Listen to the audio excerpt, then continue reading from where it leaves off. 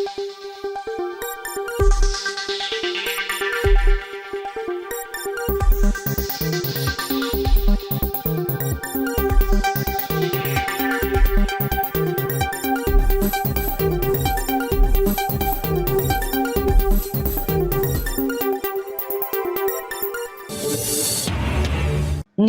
কবে সেই ঘোষণা হবে প্রধান উপদেষ্টার পক্ষ থেকে, বাকিদের কথা ব্যক্তিগত, বললেন প্রেস উইং। জানাবো জাতীয় পার্টি নিজেই নিজের আস্থা হারিয়েছে। নির্বাচনে বিলম্ব হলে দেশ আরো গভীর সংকটে পড়বে, বললেন তারেক রহমান। এবং সর্বশেষ জানাবো বড়াই গ্রামে ব্যবসায়ীর বাড়িতে রিজভি, জুলুম অন্যায়কে বিএনপি প্রশ্রয় দেবে না।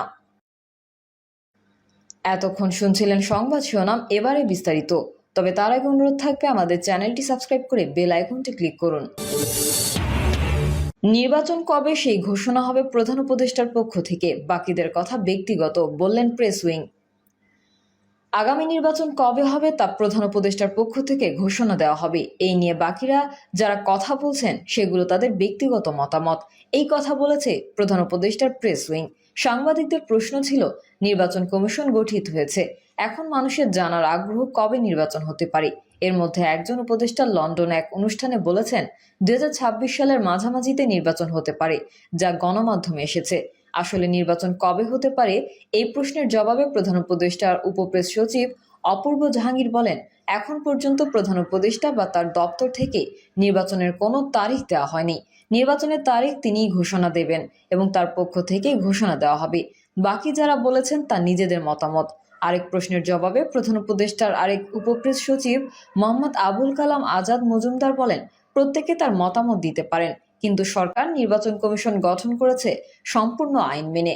আরেক প্রশ্নের জবাবে উপপ্রেস সচিব আজাদ মজুমদার বলেন, গুম কমিশন সরকারের কাছে আনুষ্ঠানিকভাবে কোনো প্রতিবেদন প্রকাশ করেনি বা জমা দেয়নি। কিছুদিন আগে প্রধান উপদেষ্টা সহ আরও কয়েকজন উপদেষ্টা মিলে গুম কমিশনের সদস্যদের সঙ্গে বৈঠক করেছেন। সেখানে তারা প্রতিশ্রুতি দিয়েছেন ডিসেম্বরের মাঝামাঝি তারা একটি অন্তর্বর্তী প্রতিবেদন দেবেন। তার ভিত্তিতে সরকার যদি ব্যবস্থা নেওয়া প্রয়োজন মনে করে তাহলে ব্যবস্থা নেবে। ব্যাটারি চালিত রিকশা নিয়ে সরকার আইনি প্রক্রিয়ায় সমাধান চায় যা নিয়ে উপপ্রেস সচিব মোহাম্মদ আবুল কালাম আজাদ মজুমদার বলেন, ব্যাটারি চালিত রিকশা চলাচল বন্ধে হাইকোর্টের দেওয়া আদেশের বিরুদ্ধে সরকার আপিল করার সিদ্ধান্ত নিয়েছে। সুপ্রিম কোর্টের কাছ থেকে এ বিষয়ে একটি ইতিবাচক সিদ্ধান্ত আসবে বলে আমরা আশা করছি। এ বিষয়ে করা আরেক প্রশ্নের জবাবে আজাদ মজুমদার বলেন, বিষয়টি যেহেতু এখন আদালতে আছে, আইনি প্রক্রিয়াতেই সরকার এর সমাধান চায়। জাতীয় পার্টি নিজেই নিজের আস্থা হারিয়েছে। জাতীয় পার্টির প্রেসিডিয়াম সদস্য আনিসুল ইসলাম মাহমুদ ছিলেন চট্টগ্রামে হাটহাজারীর এমপি বিএনপি থেকে জিয়ার আমলে। এরপর বিচারপতি আব্দুস সাত্তারের আমলে লাইন করেন এরশাদের সাথে। এরশাদ ক্ষমতায় এলে তিনি এরশাদের দলের অন্যতম নেতা হন, বর্তমানে দলের প্রেসিডিয়াম সদস্য। তিনি বলেছেন, বৈষম্য বিরোধী ছাত্র আন্দোলনের সাথে মিলে তার দল কাজ করবে। একই দিনে টিভির খবর, বরিশালের দলের এমপি গোলাম কিবরিয়া টিপু ঢাকা কেরানীগঞ্জ থেকে গ্রেফতার হয়েছেন।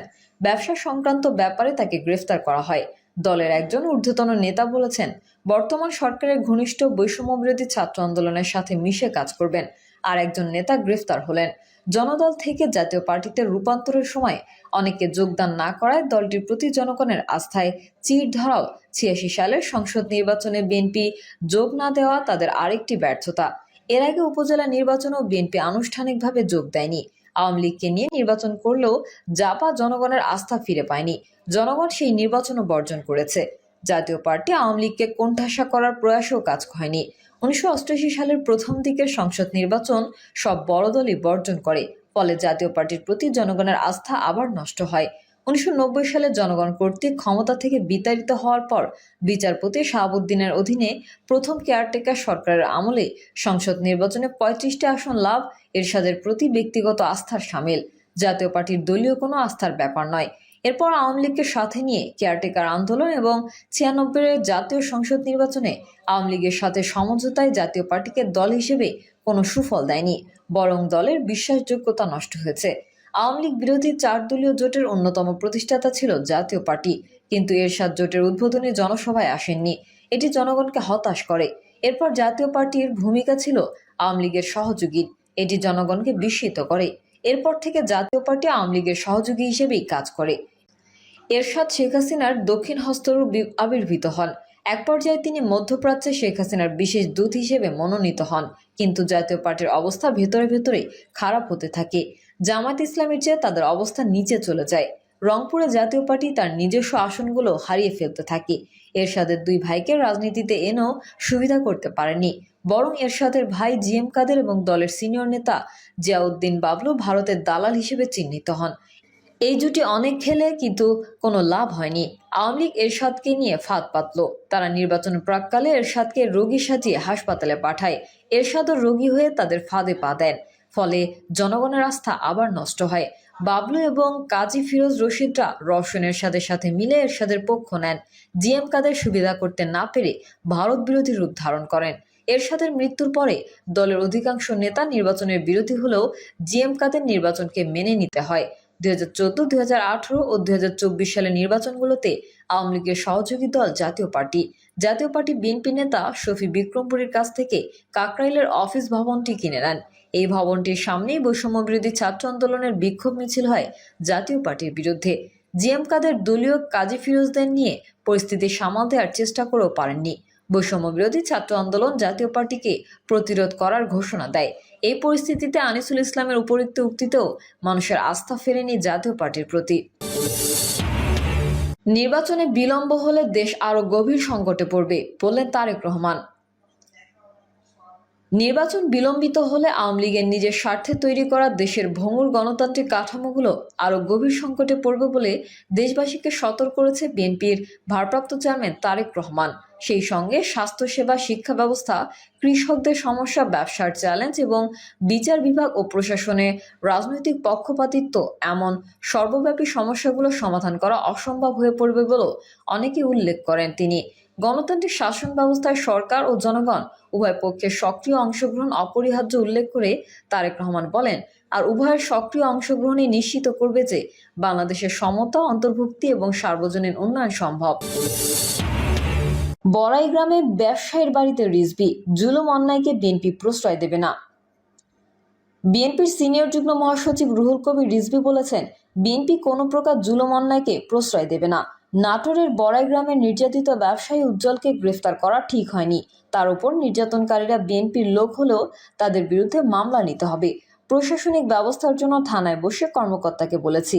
এই ঘটনার সঙ্গে জড়িতদের বিরুদ্ধে ব্যবস্থা নিতে জেলা নেতাদেরও বলা হয়েছে। জেলা বিএনপির কার্যালয়ে ডাকা সংবাদ সম্মেলনে রুহুল কবির রিজভি আরও বলেন, বিএনপির ভারপ্রাপ্ত চেয়ারম্যান তারেক রহমান বিষয়টি জানার জন্য আমাকে পাঠিয়েছেন। ঘটনায় জড়িত অনেকের নাম পেয়েছি, যারা বিএনপির নাম ব্যবহার করে কাজটি করেছে, অথচ তারা রাজনীতি করে না। তার উপর আক্রমণ হয়েছে, আবার ভিকটিমকেই গ্রেফতার করা হয়েছে। এর বিরুদ্ধে আমি, তবে তার নামে আগে মামলা থাকলে ভিন্ন কথা। তিনি আরও বলেন, দলীয় শৃঙ্খলা ভঙ্গের দায়ে এই পর্যন্ত বিএনপি ও অঙ্গ সংগঠনের 800 নেতার বিরুদ্ধে বিভিন্ন শাস্তিমূলক ব্যবস্থা নেওয়া হয়েছে। উল্লেখযোগ্য, বুধবার বড়াইগ্রাম উপজেলার কালিকাপুর গ্রামে অন্তঃসত্ত্বা স্ত্রীসহ পরিবারের লোকজনের সামনে উজ্জ্বল কুমার মণ্ডলকে প্রকাশ্যে পিটিয়ে পুলিশে দেয় বিএনপির স্থায়ী নেতাকর্মীরা। শুক্রবার এই ঘটনায় একটি ভিডিও সামাজিক যোগাযোগ মাধ্যম ফেসবুকে ছড়িয়ে পড়ে।